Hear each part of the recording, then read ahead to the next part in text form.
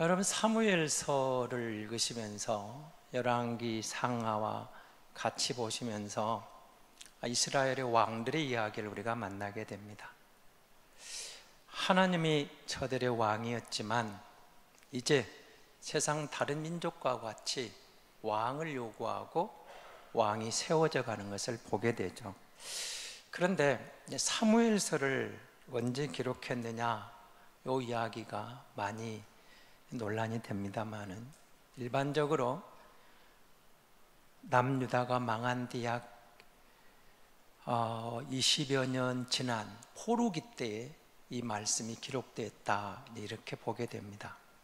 그러니까 그럼 성경을 보면서 온 저자들에게, 온 독자에게 이 말씀을 기록한 저자가 하고 싶은 메시지가 있었겠죠. 하나님의 백성들이 왕을 요구해서 이렇게 살다가 결국은 그 왕들의 곁길로 가는 그 백성의 길이 망하는 길이었다. 우리가 이렇게 된 것은 하나님이 우리 왕 되심을 떠난 결과고 불순종한 결과라는 것입니다. 우리가 하나님을 버렸기 때문에 하나님이 우리를 버리셨다, 그 말입니다. 그런데 여러분, 오늘 말씀에 보시면 4장에서 이어지는 내용입니다만은 블레셋과의 전투에서 패배하고 충격적인 일들이 벌어지죠. 법궤를 빼앗기게 됩니다. 상상할 수 없는 일이었죠. 오늘 여러분 3절 4절 한번 보시기 바랍니다.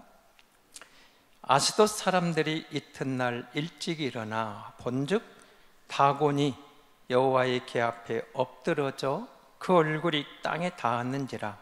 그들이 다곤을 일으켜 다시 그 자리에 세웠더니 그 이튿날 아침에 그들이 일찍 일어나 본즉 다곤이 여호와의 궤 앞에서 또다시 엎드러져 얼굴이 땅에 닿았고 그 머리와 두 손목은 끊어져 문지방에 있고 다곤의 몸뚱이만 남았더라.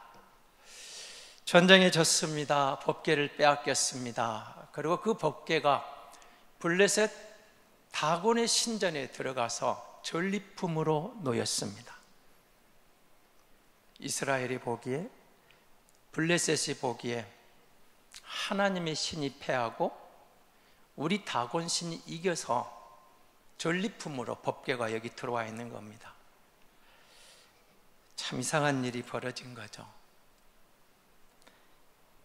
아스돗에 있는 다곤 신전의 법궤가 전리품으로 놓여 있습니다. 다곤은 물고기 신이라는 뜻이 있는데요, 물고기 모양을 한 우상이었습니다.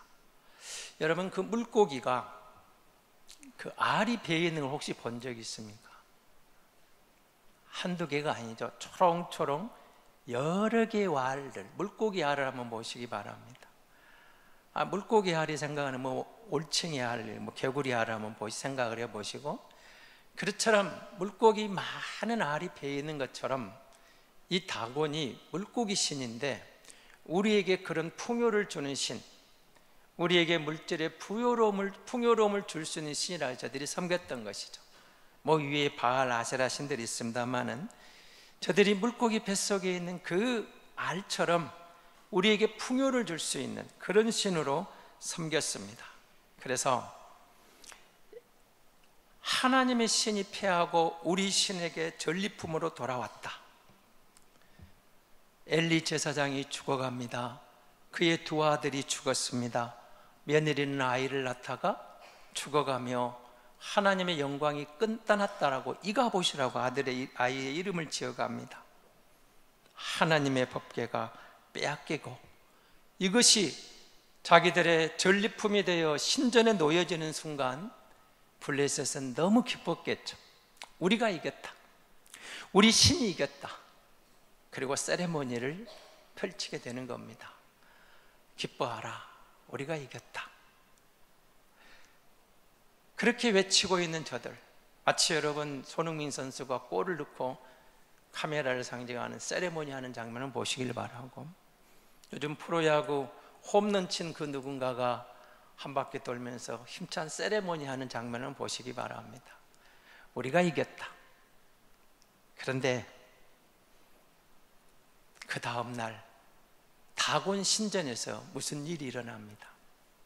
아침 일찍 문을 열어보니까 다곤 신상이 엎드려져 있는 거예요. 납작 엎드려졌습니다. 코를 땅에 쳐박고. 누가 그랬지? 누군가가 그런 것만 같아서 제대로 깨닫지를 못했습니다. 그리고 일으켜 세웠습니다. 근데 그 다음 날이 되었습니다. 다음 날 신전에 들어간 제사장들은, 다곤의 제사장들은 기절할 것만 같았습니다. 몸뚱이만 남았어요. 머리가 잘리고 두 팔이 잘려서 다곤 신전에 그 문지방에 놓여 있고 몸뚱이만 법궤 앞에 납작 엎드려 있는 거예요. 그리고 그제서 저들이 깨달은 겁니다. 이스라엘의 하나님께서 다곤 신을 처형했다는 것을 그때서 깨달은 겁니다. 우리 다곤 신이 하나님을 이긴 게 아니고 하나님께서 우리 신을 처형했구나. 하나님은 하나님이시구나. 뭔가 깨달은 게 있었겠죠. 이스라엘은 생각에 이가봇, 하나님의 영광이 떠난 것 같았지만 이건 하나님을 잘못 알고 있는 것입니다. 하나님은 결코 자기 백성을 떠나지 않습니다. 하나님은 다곤의 머리와 두 팔을 동강내서 문지방에 던져버리시고, 하나님은 그 신전을 드나드는 이들에게 하나님의 살아계심을 보인 겁니다. 전쟁에 졌습니다. 많은 백성이 죽어갔습니다. 군사들이 죽었어요. 그리고 저들은 법궤를 빼앗기고서 이럴 수가 있을까? 아마 기절할 것만 같았습니다. 그런데 그 다곤 신전에서 하나님이 일하고 계셨던 겁니다. 오늘 여러분 5절을 한번 보시기 바랍니다. 그러므로 다곤의 제사장들이나 다곤의 신전에 들어가는 자는 오늘까지 아스돗에 있는 다곤의 문지방을 밟지 아니하니라. 여러분, 참 이 장면을 보면서 아이러니하지 않습니까? 여러분 같으면 어떻게 하겠습니까? 내가 섬기는 그 신상이 신전에서 우리가 적을 이겼다라고 잡아온 전리품 신을 거기 놔뒀는데 그 앞에 엎드려집니다. 목이 잘리고 두 팔이 잘려졌습니다. 몸뚱이만 남았습니다. 그러면 어떻게 해야 될까요? 그 우상을, 그 신을 계속 섬겨야 맞습니까? 아니면 잘못을 깨달아야 될까요? 이 신이 뭔가 문제 있구나, 우리 신이 문제가 있구나, 거짓이구나, 능력이 없구나. 다곤이 이긴 게 아니고 여호와가 이겼구나, 여호와가 승리했구나. 이때라도 바꿔 타면 좋을 거 아닐까요?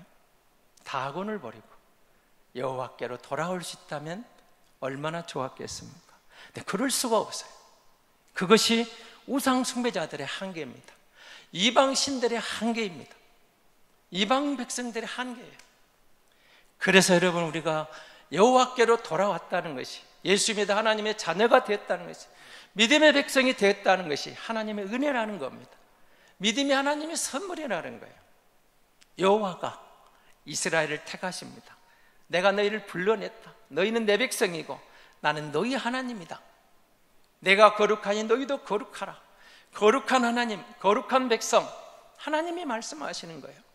전쟁에 져서 모든 것이 하나님이 진 것처럼 저들은 생각했지만 하나님은 패배하는 신이 아닙니다. 여러분은 하나님을 바로 알고 하나님을 바로 섬길 수 있는 성도, 그 교회가 복 있는 성도요, 복 있는 교회인 줄로 믿습니다. 하나님을 제대로 알아야 돼요. 하나님을 너무 많은 사람들이 오해를 해요.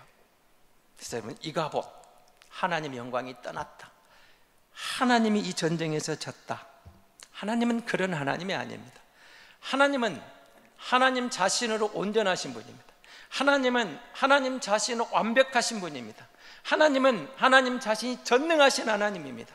피조물의 그 어떤 도움도 필요 없이 그 자체로 온전하고 그 자체로 완전하고 그 자체로 능력 있는 전능하신 하나님입니다. 다만 하나님은 그 피조물들이 하나님을 인정하고 하나님을 의지할 때 기뻐하시는 것이고, 그렇게 되는 거지. 우리 어떤 무엇인가가 하나님께 도움이 돼서 하나님의 부족함을 채우고 하나님의 부족함을 만족시키는, 아닙니다. 그런 하나님이 아니에요. 하나님은 자신 스스로 계신 그분은 완전합니다, 온전합니다, 전능하십니다. 피조물에 어떤 도움이 없어도 그 자체로 완전하신 하나님, 온전하신 하나님, 전능하신 하나님이 성경이 계시하시는 진짜 하나님입니다. 저들이 이 하나님을 잊어버렸던 거죠. 여러분, 다시 4장으로 한번 들어가 보시기 바랍니다. 그야말로 저들에게는 절망인데요, 한번 보시기 바랍니다. 제사장 가문이 몰락해도 이렇게 몰락할 수가 없습니다. 블레셋과의 전투가 벌어집니다. 1차 전쟁에서 약 4,000명이 죽임을 당합니다. 이들이 판단을 합니다. 홈리와 피느하스, 그리고 장로들이 판단하기를 하나님의 법궤가 없어서 졌다는 겁니다. 법궤를 가져오자. 법궤가 들어오면서 진이 요동칩니다. 블레셋이 느낄 만큼 땅이 진동을 합니다. 이제 우리가 이겼다. 아닙니다. 2차 전투에서 더 많은 군사 3만여 명이 죽임을 당합니다. 그리고 법궤를 빼앗깁니다. 홈리와 피느하스가 죽임을 당합니다. 이 전쟁의 소식을 듣고 엘리 대제사장이 의자에 앉아있다가 넘어져 목이 부러져 죽임을 당합니다. 그의 며느리는 아이를 낳다가 죽어갑니다. 이름을 이가봇으로 짓습니다. 하나님의 영광이 떠났다. 법궤는 빼앗깁니다. 이런 치명적인, 그야말로 치욕이 어디 있습니까? 하나님의 법궤가 이방 우상 신전 안에 들어가서 전리품이 되어버린 이 소식을 전해드리면서 얼마나 마음이 아팠겠습니까? 그런데 여러분, 이 장면을 보시면서 하나님을 저들이 얼마나 오해했는가를 보시기 바랍니다. 하나님의 법궤만 가져오면 전쟁에 이길 줄 알았던 것입니다. 그런데 법궤가 왔지만 전쟁이 지고 나서 저들은 이렇게 이야기합니다. 하나님이 전쟁에 진 것처럼 말입니다. 그렇지 않습니다. 하나님은 패배자가 아닙니다. 하나님은 전쟁에 질 수가 없습니다. 하나님과 우리의 관계는 관계적인 관계지 기능적인 관계가 아닙니다. 그럼 무슨 말인가 잘 생각해 보시기 바랍니다. 하나님이 출애굽한 백성에게 다가오십니다. 나는 너희 하나님이다. 너희는 내 백성이다. 하나님이 예수 믿는 우리를 불러내십니다. 십자가의 은혜로 그 보혈의 공로로 예수 믿어 너는 내 아들 딸이다. 영접하는 자 곧 그 이름을 믿는 자들에게는 하나님의 자녀가 되는 권세를 주셨으니 하나님이 불러내서 하나님과 거룩한 백성과의 관계가 형성됩니다. 예수 믿어서 하나님의 자녀로 우리가 거듭나게 된 것입니다. 기능적인 상황이 아니었어요. 저들이 기능적으로 다가갈 때 문제가 생긴 겁니다. 관계를 맺기 원하신 하나님, 너희는 내 백성이다, 너희는 내 자녀다, 그렇게 나아가는 하나님, 여호와 하나님이 힘이 없어서 이 전쟁에 패한 것이 아니라는 겁니다. 너희가 하나님을 마음으로 사랑하지 않고 그의 도구로 이용하려고만 했기 때문에 하나님의 임재의 상징인 여호와의 언약궤를 빼앗기고 하나님과의 사랑의 관계가 아니라 여러분 마치 이방 신상을 부적 것처럼, 그리고 그것을 어떤 그냥 능력의 도구처럼, 그 태도가 잘못된 저들의 생각이 이런 비참한 결과를 가져왔다는 것을 말해주고 있는 겁니다. 무슨 일이 이렇게 왔을까요? 여러분, 오늘 사무엘상 2장 17절 한번 보시기 바랍니다. 그 결과가 무슨 일이 이렇게 가져왔는가를 보여줍니다. 사무엘상 2장 17절의 말씀입니다. 엘리 제사장의 시대는 에베인 제사를 멸시했는데요, 여러분, 사무엘상 2장 17절입니다. 이 소년들의 죄가 여호와 앞에 심히 크면 그들이 여호와의 제사를 멸시함이었더라. 현대의 성경은 이렇게 말합니다. 엘리의 자식들은 이런 식으로 점점 더 무거운 죄를 짓고 있었다. 그들은 주께 바칠 제물을 하찮게 여김으로 주님을 무시하고 모욕하였던 것이다. 예배를, 그 당시 예배인 제사를 무시했습니다. 엘리의 두 아들이 마찬가지입니다. 제사를 무시했다, 예배를 무시했다. 그 말은 곧 하나님을 무시한 겁니다. 하나님을 모독한 겁니다. 하나님께 드리는 제물을 두 아들이 먼저 사원들을 보내서 좋은 것을 취해갑니다. 하나님께 드릴 것이니까 먼저 드리고 가져가서 말이 통하지 않습니다. 제물이 자기들이 먼저 취했던 겁니다. 하나님을 무시합니다. 하나님을 모독합니다. 하나님의 예배를 집도해 가야 할 제사장의 아들들입니다. 누가 될 사람이요? 엘리의 뒤를 이어서 대제사장이 되어야 할 홈리와 비느하스, 제사장을 이어갈 이들이 하나님의 제사를 무시합니다. 하나님을 모독합니다. 말이 안 되는 일이 일어나고 있는 것입니다. 그리고 그것을 애곡시킵니다. 그러면서도 거룩하신 하나님을 믿는다고, 예배한다고 자부심을 갖고 있는 것입니다. 하나님을 진짜로 한다면, 거룩하신 하나님의 부르심을 입었다면 하나님의 예물을 가지고 장난칠 수는 없었을 것입니다. 이스라엘 백성이 하나님을 마음에서 떠나보내버린 겁니다. 그러면서도 저들은 믿습니다. 이 법궤만 있으면 하나님이 이 전쟁에 이기게 하시겠다, 그렇게 믿고 있는 것입니다. 그런데 하나님은 이렇게 말합니다. 내가 너희를 떠나 있지 않을지라도. 사실은 그 법궤가 너희가 이 땅에서 전쟁에 이기는 게 아니라고 말합니다. 하나님은 저들로 하여금 처참한 피해를, 처참한 패배를 경험하게 만드신 겁니다.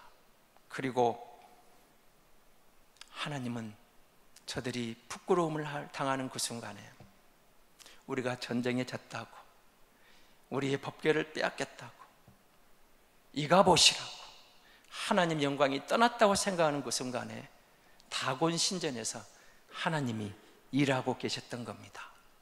내가 너희를 떠난 게 아니다. 나는 너희 전능하신 하나님이고 여호와가 너희 하나님 것을 너희가 버렸던 것이다.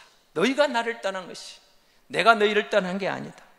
하나님을 참으로 경배하고 제사하고 의지한 게 아니라 하나님을 이용하려는 저들에게 하나님이 말씀하고 계시는 것입니다. 하나님의 뜻은 관심이 없고 자신들이 필요할 때만 도움을 줘야 하는 또 다른 우상처럼 법궤를 생각했던 것입니다. 어이없는 모습이죠. 그들의 삶은 엉망이었습니다. 제사를 멸시하고 우상을 숭배하듯이 그 법궤를 우상처럼 생각하고 하나님을 이용하려고만 했습니다. 마치 알라딘의 램프처럼 이 언약궤가 들어오면 전쟁에 이길 줄 알았습니다. 하나님을 마음으로 섬기고 경배하기보다는 이용하고 있는 것입니다.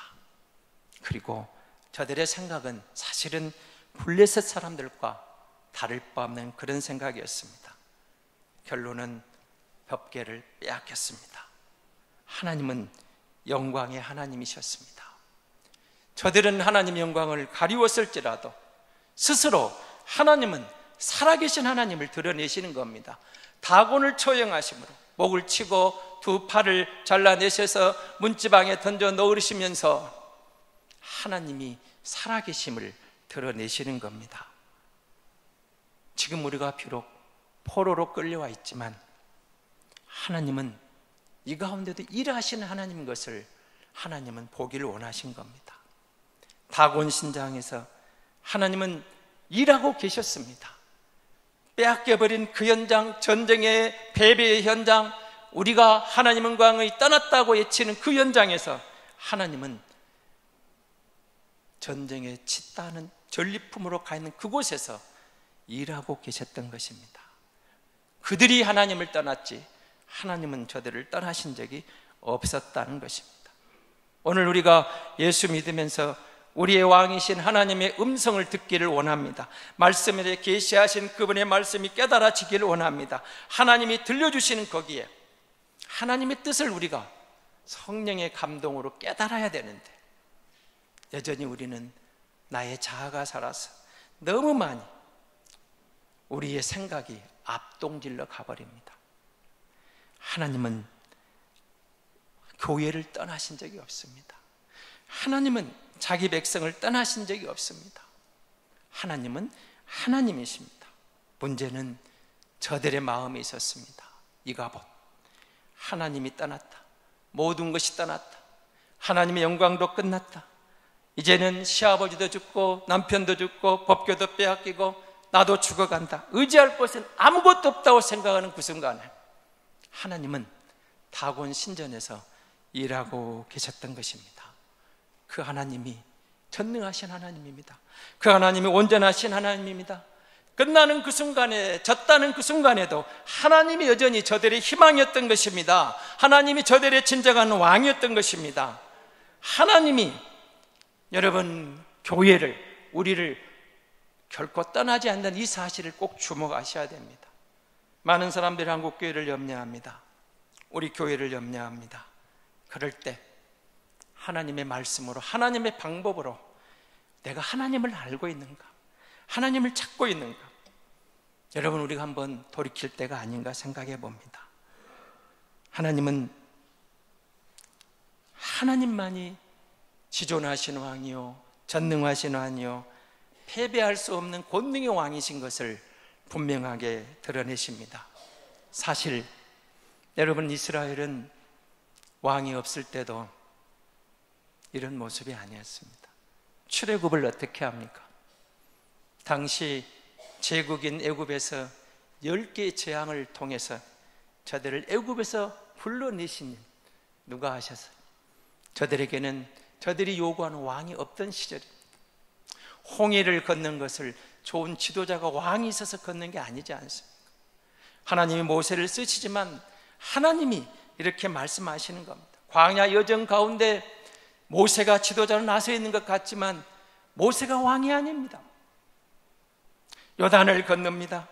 가나안을 들어갑니다. 여리고를 무너뜨립니다. 그리고 그곳에서 가나안 족속을 제거하고 새로운 나라를 서 민족을 이루어가면서 저들이 그렇게 승리의 영광을 누리게 되었습니다. 그때에 저들에게는 지금 요구했던 그 왕이 없었습니다. 그들에게는 하나님이 저들의 왕이었던 것입니다. 사람이 아닌 하나님이 왕이었기 때문에 하나님께서 하나님의 방법으로 자기 백성을, 자기 나라를 보호해 주셨던 것입니다. 돌보셨던 것입니다. 하나님께서 이 모습을 이렇게 말합니다. 사무엘상 8장 7절 말씀은 그 왕을 요구하는 저들에게 이렇게 답을 주십니다. 사무엘상 8장 7절 8절입니다. 여호와께서 사무엘에게 이르시되 백성이 내게 한 말을 다 들으라. 이는 그들이 너를 버림이 아니요 나를 버려 자기들의 왕이 되지 못하게 함이니라. 하나님께서 저들에게 답을 주시는 겁니다. 저들이 하나님을 버렸다는 겁니다. 그런데 하나님은 여전히 저들 가운데 계십니다. 하나님은 우리 손에 들려주시는 몇 조각 떡이 아니라 우리가 그분을 만나고 그분 간의 관계는 너희는 내 백성이고 나는 너희 하나님이다. 너희는 나의 자녀들이다. 이렇게 하나님과의 마음이 통하기를 원하시는 겁니다. 너희 마음을 다오, 너희 중심을 다오, 너희 마음이 어디 있는가? 나와 너희의 관계가 어떤 관계인가를 보라는 말입니다. 유명한 말이 있죠. 링컨 대통령이 남북전쟁을 하면서 계속 기도하면서 나아갑니다. 참모가 보고 있다가 이렇게 기도를 드렸다는 거죠. 하나님, 우리 편이 되어주세요. 링컨이 이렇게 기도를 바꿉니다. 하나님이 우리 편이 되는 게 아니고 우리가 하나님 편이 되어야 되지 않겠느냐. 하나님, 우리가 하나님 편이 되기를 원합니다. 하나님 편에 있기를 원합니다. 하나님은 항상 같은 하나님입니다. 동일하신 하나님입니다. 변함이 없습니다. 전능하신 하나님, 온전하신 하나님, 자기 백성을 책임지신 하나님, 자기 백성을 보호하신 하나님, 자기 백성과 함께 하신 하나님, 하나님은 패배할 수 없는 하나님. 문제는 저들이 하나님과의 관계가 무너져서 하나님을 떠나버렸을 때, 하나님을 우상처럼 섬겼을 때, 하나님을 잘못 알았을 때, 하나님 내 편 주세요 되어달라고 외칠 때, 내가 하나님 편에 가 있지 못한 것을 깨닫지 못할 때 문제가 있었던 것입니다. 기능이 아닙니다. 관계죠. 하나님은 요술단지가 아니거든요. 나는 너희 하나님이고 너희는 내 백성이다. 나는 너희 아버지고 너희는 내 딸이고 내 아들이다. 그렇습니다. 하나님이 온전하십니다. 완전하십니다. 전능하십니다. 그래서 여러분, 그 하나님이 우리에게 말씀을 주시고 최고의 선물인 말씀을 통해서 우리에게 자기를 드러내시는 겁니다. 하나님이 우리에게 다가오신 방법은 말씀을 통해서 하나님을 드러내십니다. 우리 하나님은 성경이 말하는 바로 그 하나님입니다. 영원하신 하나님입니다. 우리의 잘못으로 교회의 영광이 하나님의 영광을 가리워버릴 수도 있어요. 그렇지만 결코 하나님은 그 교회를 포기하지 않습니다. 하나님의 영광을 가리우신 적이 없어요. 하나님은 임마누엘 다가오십니다. 임마누엘의 현장에 되셔서 하나님은 이가봇이 아니라 내 영광이 너희를 떠났다, 하나님 우리를 버리지 않겠다고 하십니다. 우리가 힘이 없을지라도 다곤 신상에서 하나님은 우리 대신 싸워서 승리를 보여주시는 것처럼 우리가 하나님 편이 되는 순간 홀로 하나님이 하나님 되심을 드러내시며 그 하나님을 찬양하고 그 하나님을 신뢰하고 임마누엘 은혜로 나갈 때 우리는 반드시 교회 안에서 내 삶 속에서 하나님 일하심을 보게 되고 승리의 영광을 경험하게 될 줄로 믿습니다.